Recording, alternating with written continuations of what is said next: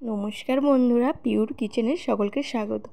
তো আজকে একটা নতুন রান্নার রেসিপি নিয়ে চলে এসেছি, সেটাই আমি তোমাদের সাথে শেয়ার করব। পুরো ভিডিওটা দেখতে থাকো। তো আজকে করব নোটের শাক রান্না। তো নোটের শাকটা কি করব শেষ পর্যন্ত তোমরা দেখতে থাকো, ভালো লাগবে। তো এখানে এক নুটি পরিষ্কার ফ্রেশ শাক নিয়ে নিয়েছি। শাকটাকে আমি একটা একটা করে বেছে নিচ্ছি, দেখতেই পেয়েছো। নিয়ে যে গোড়াটা হয় না, গোড়াটা জাস্ট কেটে ফেলে দিচ্ছি। তারপর শাকটাকে দু আধখানা করে দিয়ে দিচ্ছি, মানে শাকটাকে আমি বড় বড় করে রেখেছি, খুব ছোট করে করব না। শাকটাকে বড় করে রান্না করতে হবে, বড় বড় করে কেটে রান্না করলে এই রেসিপিটা খুব ভালো লাগে। তো শাকটাকে আমার পুরো দেখতে পেয়েছো কীরকম করে কাটছি, একটা শাককে দু আধখানা করে নিচ্ছি। এইভাবে সমস্ত শাক আমার কাটা হয়ে যাবে। তো দেখতেই পেয়েছো আমি কীরকম করে শাকগুলো কেটেছি। তো এখানে আমি পরিষ্কার ফ্রেশ করে শাকগুলো কেটে নিয়েছি। এরপর এখানে আধখানা মাঝারি সাইজের আলু নিয়ে নিয়েছি। আলুটাকে খোলা সেদ্ধ রেখে জিরে জিরে করে কেটে নিচ্ছি। দেখতেই পেয়েছি যে আমি কীরকম করে আলুটা কাটছি, সরু সরু করে কেটে নিচ্ছি, তাও আবার খোলা শুদ্ধ। এখানে আমি বেশি আলু দেবো না, আধখানা মতো আলু দেব। তো এইভাবে আমি আগে সমস্ত কেটে নিচ্ছি। কেটে নিয়ে এবার রান্নার দিকে চলে যাব।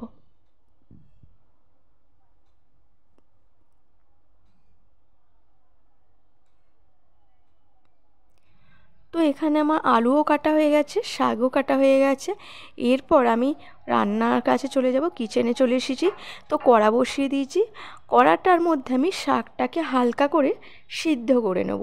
তো শাকটা ভালো করে ধুয়ে নিয়েছি, পরিষ্কার করে ধুয়ে শাকগুলো কড়ার মধ্যে দিয়ে দিচ্ছি। তো সামান্য নুন দিয়ে দেবো, কিন্তু নুনটা আমি এখন যা দেবার দিয়ে দেবো, পরে কিন্তু আমি কোনো নুন অ্যাড করব না। এই নুনটা দিলে শাক থেকে জলও বেরিয়ে যাবে, আর শাকটা পরে ছেঁকে নেব। তো শাকে আর পরে কিন্তু আমি নুন দেব না। তো দেখতেই পেয়েছো শাক থেকে জল বেরিয়ে আমার শাকটা কতটুকু হয়ে গেছে। শাকটা একদম কমেও গেছে এবং শাকটা আমার সিদ্ধ হয়ে গেছে।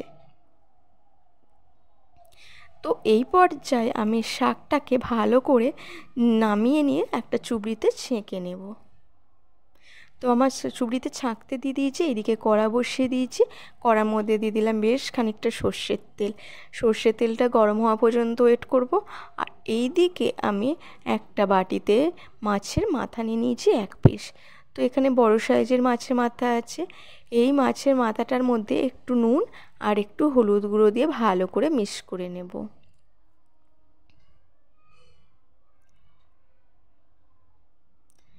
তো আমার ভালো করে মাখিয়ে নিয়েছি, দেখতে পেয়েছো।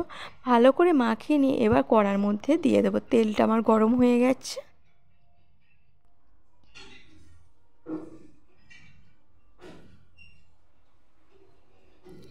তো এক পিঠ আমার মাছ ভাজা হয়ে গেছে, আবারও এক পিঠ উল্টে দিলাম, দিয়ে দু পিঠটাই ভাজা হয়ে গেছে হালকা হালকা করে। এবার মাছটাকে আমি খুন্তি করে ভেঙে নেব। তো মাছটাকে আমি গুঁড়ো গুঁড়ো করে নেব। এই রান্নাটা করার জন্য যত মাছের মাথাটা গুঁড়ো গুঁড়ো হবে ততটাই ভালো লাগবে খেতে। তো দেখতেই পেয়েছো আমি কীরকম মাছের মাথাটাকে গুঁড়ো গুঁড়ো করে নিয়েছি। তো ভালো করে গুঁড়ো করে নিতে হবে বন্ধুরা, আর ভালো করে ফ্রাই করে নিতে হবে। তো আমার ভালো করে ফ্রাইও হয়ে গেছে এবং গুঁড়োও হয়ে গেছে। এবার আমি তুলে নিচ্ছি। এবার ওই তেলের মধ্যে দিয়ে দেবো এই যে আলুটাকে ধুয়ে রেখেছিলাম, আলুটার মধ্যে আগে থেকে নুন হলুদ মাখিয়ে রেখেছিলাম, ওই আলুটা দিয়ে দিলাম। দিয়ে ভালো করে নাড়াচাড়া করে ভেজে নেব।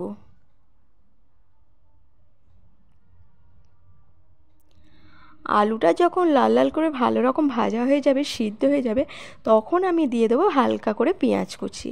তো অল্প করেই পেঁয়াজ কুচি দিচ্ছি। পেঁয়াজ কুচিটাকে দিয়ে আবারও নাড়াচাড়া করে ভালো করে ফ্রাই করে নেব। তো এখানে পেঁয়াজ আর আলু আমার একসাথে ফ্রাই হয়ে গেছে। এবার আমি একটা পাত্রের মধ্যে তুলে নিলাম। তো আমি একসাথেই তুলে নিচ্ছি মাছের মাথার সাথে।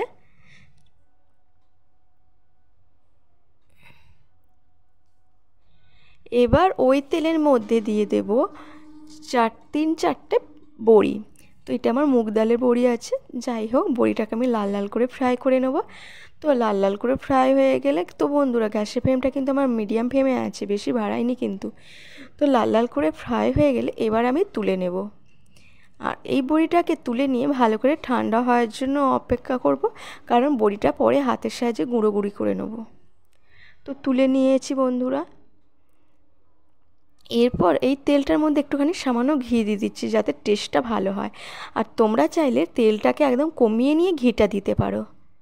তো আমি তেলটা নষ্ট করলাম না, ওর মধ্যেই ঘিটা দিয়ে দিলাম। এবার ওই তেলের মধ্যে দিয়ে দিলাম একটা শুকনো লঙ্কা, কিছুটা সাদা জিরে দিয়ে ওই শাকটা যে সিদ্ধ করে জল ঝরিয়ে রেখেছিলাম শাকটা দিয়ে দিলাম। দিয়ে ভালো করে একটুখানি নাড়াচাড়া করে নিচ্ছি।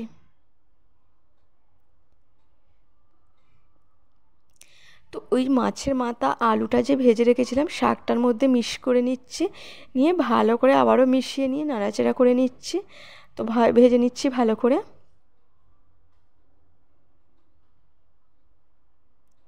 তো এই শাকটা 2 মিনিট মতো আমি নাড়াচাড়া করেছি। এই যে বড়িটাকে ভেজে রেখেছিলাম বড়িটা ঠান্ডা হয়ে গেছে, একটু গুঁড়ো গুঁড়ি করে নিয়েছি। তো গুঁড়ো করে শাকটার সাথে মিশিয়ে দিলাম, দিয়ে আবারও একটুখানি মিক্স করে নিচ্ছি শাকটার সাথে ভালো করে। তো ভালো করে দেখতেই পেয়েছো শাকটার সাথে সমস্ত শাকের সাথে নেড়েচেড়ে ভালো করে ভেজে নিচ্ছি। এরপর ওই শাকটার মধ্যে কিছুটা ছড়িয়ে দিচ্ছি পোস্ত,